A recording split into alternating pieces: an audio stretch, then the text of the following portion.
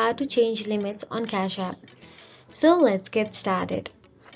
First thing, how much you can send and receive differs depending on whether your Cash App account is verified or not.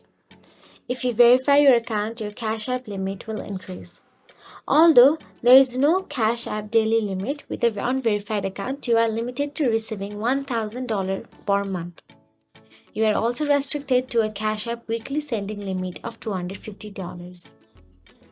If Cash App is happy with the information you provided, then they will verify your account.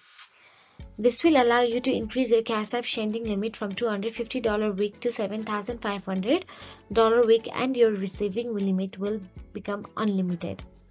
By completing the verification process and following these steps, you can often increase your Cash App transaction limits and make full use of the app's features. So that is it. If you found this video helpful, please like, share and subscribe, and thank you so much for watching.